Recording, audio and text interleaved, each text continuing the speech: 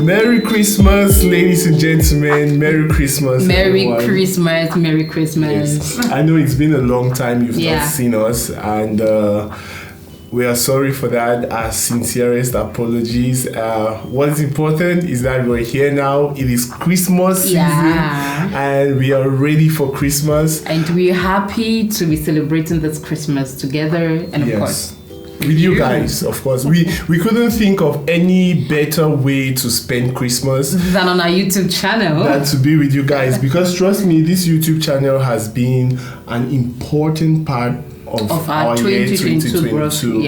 And the reason why we're doing this video, the main theme of this video would be a recap of our year 2022, to see how the year has been for us, to share it with you. And it's also an important way, I think it's an important way for us to set a roadmap for 2023. So Merry Christmas once again. And of course, thank you for sticking with us on our YouTube channel. For the old subscribers, for coming again and again. I think there are 300 of them. We are so thankful. And if you're watching this YouTube video on this channel for your first time, please do us a favor to subscribe. All right, so like I mentioned earlier, this video is going to be a recap for my wife Renette and myself. For those of you who are just coming in, my name is Glenn and my name is Renette. This is my beautiful wife Renette, and this is our family YouTube channel. And 2022 for us has been a year of revival. A year of revival from 2021. From 2020? No, maybe recapping from the previous year, 2021. This, which funny enough, is the year we got married, right? We got married, and it took us up to 2022 to revive as individuals, as a family, and I think it's been a wonderful year. We started off this year on the 14th of January. I mean, it's amazing, right? Yeah. I mean, that was a great way to start the year. God gave us a son, Abiola, which most of you have met already. We will have time, maybe in another YouTube video, to tell you more about his name, the choice of name, and the meaning behind this name. In a couple of days, a couple of less than a month, it's going to be his birthday, and we've planned a lot of videos for his birthday. A lot of people asked us the question, but why did you choose to give your son a Yoruba name? Why didn't you give him an English name? So stick around. You're going to find out all of this and more videos on to that. Explain our raison d'être for that, and I think that was a fantastic way to start the year. We had a baby 14th of January, and that was a very busy month for us because I was working for the AFCON, the African Cup of Nations, which I was supposed to work to. Where I was supposed to work together with him, but I couldn't work because the baby, came at a time. He had a swollen stomach. I had eaten too much. So. And I think that was the greatest way for me to start off. Like, I needed to hear that. I am so happy that I could squeeze out time from work. God bless you were there. God bless my producer. Oh my God! God bless my producer for giving me the space to squeeze out from work that day and come and be with you and witness the baby. I was there in the delivery room. The baby came out. They first gave the baby to me. You were the first who helped before you carried the baby. I'm so emotional right now because I remember vividly that day. We were at home all day before you left for work, and later on you had to come back to meet me at the hospital because we had to welcome our son. It was such a lovely moment. I mean, he was a small, little, tiny baby like gift that God gave us. And now he's just one piece He is everywhere. Havoc. He's a tsunami. He's a piece of havoc right now. And he's just started walking, so great news. I'm sure you heard his voice.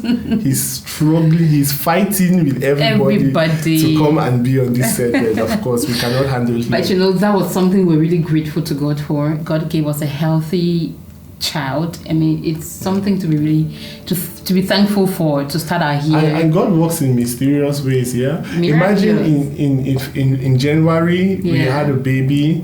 In March, we got robbed. We were robbed. 3 months later, robbers came to our house. I bought a new camera in in December. Yeah, December. It got to me in December, and it's one of the things among so many valuables that were stolen from us. Some new equipment had come in from the US too, I remember. That same day. No, like a few days before. But we had left them all in the living room, actually. Yeah, and they got carried away. I got a new phone in January, they stole it too. They stole that phone. And I think we're going to do a whole video on the theft. About that theft and the post-traumatic effect that it had on us. Because one of the effects it had on us is we had to move. We had to change. We had to change our house. I mean, where we lived, because it became so traumatizing. It was crazy. We were asleep. It was a Saturday. It was a funny Friday breaking Saturday morning. Very funny. We're sleeping in the house. Thieves broke into the house. We're sleeping. The baby was like 2 months old. It was about The baby was like maybe 3 months old by then. We're sleeping, and then I went to bed about 2:30 a.m. Yeah. I got up by 6:30 a.m. The house was empty. And even before that, you remember I woke up about 3:30. Yeah. To breastfeed the baby, and we slept. Yeah. And that was it. We didn't hear a pin. Nothing. I was living on the third floor. We're living at the third floor. I think I'm going to share a video. I had a small video. Yeah, maybe we might just put some footage for them to see. That time. Then put ladder, so climb, reach the second floor, put ladder, climb, go from my house to third floor, enter through kitchen window. How they got in, how it's such a mysterious thing. So crazy. That it was a risk they took, I couldn't sleep. After that incident, I couldn't sleep for maybe. My sleep pattern changed. It changed because I remember each time we slept, we kept thinking like, oh, somebody's entering the room, because they got right into our bedroom, took his phone, your iPhone, and they left. And they couldn't see my phone because of where I kept it actually. I know they even paid me all money. You had not even paid for that phone at the time. So that thing, it really traumatized us. Each time we slept. I pray nobody ever gets robbed. Like, I don't pray robbery even for my worst enemy. It's such, and the funny is you don't even know who did it. You don't know who did it. I followed up with the police, but of course the police is another story here. I mean, it's a totally different. You don't want to hear the hurdles that we had. The things I lost in my hard drives. They took my hard drives. They took my memory card casing. About 8 memory cards. Brand new camera. But that was really traumatizing so much that we started sleeping and locking the door with a key. Yeah. The door to our room. It reawakened our sense of security. Actually. We got more aware, more conscious. But we couldn't just continue in the space, you remember? Yeah, we had to move. We kept thinking that, we're sleeping, somebody could be entering the room. I, for one, I was really, really traumatized. After the robbery, it's the grace of God that I did not go back to.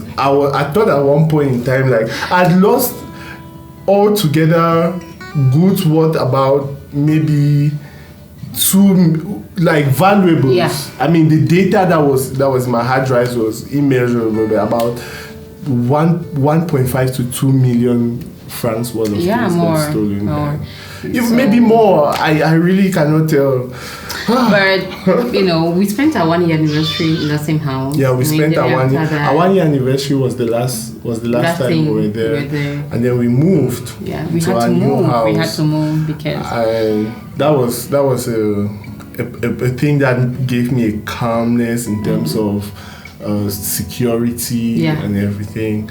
But even at that, in Yaoundé, if you are not well-to-do, housing might be a thorn in your flesh. It is a thorn in the flesh, actually. Yeah, it might one of the things that consumes your money in this town, Yaoundé, is and if you're not really well-to-do to build your own house, as fast as possible, you spend a lot. You worry. Making the landlord rich.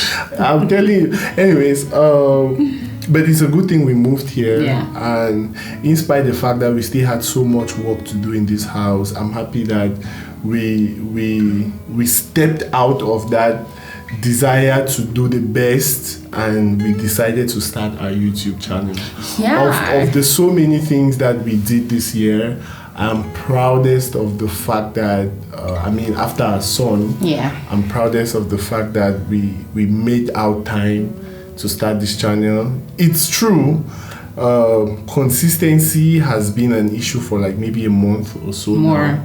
Probably more than a month. More than a month. But trust me, we've been dedicated. Yeah. Even for the times when you've not had YouTube videos. We've been worried. You've not had YouTube videos. We've been worried that you've not had YouTube videos. We've been dedicated. As a matter of fact, right, let me share a fun fact. My wife is traveling in the next 30 minutes or so. Less. Or even less than 30 minutes. She has to travel with her son down to Bamenda, my hometown, to spend Christmas with my parents.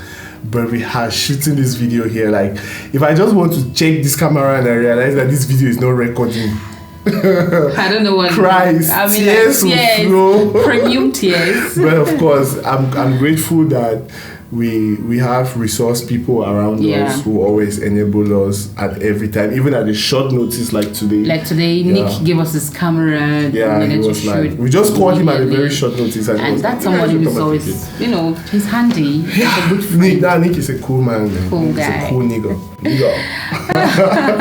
Some other thing that God has done for us this year, baby, if you look at our family, we've not been sick. We cannot say sickness is a part of us. I mean, this year has been a healthy year. God has been faithful. Yeah. We've not spent recklessly in the hospital for drugs, except for the time when one time I had a malaria attack and it was at home. I had to bring a nurse. You brought a nurse home. Yeah. And then Abiola had chicken pox. We had to sleep at the hospital for maybe 3 days, 2 nights or something. 2 nights. But apart from that, sickness. That kind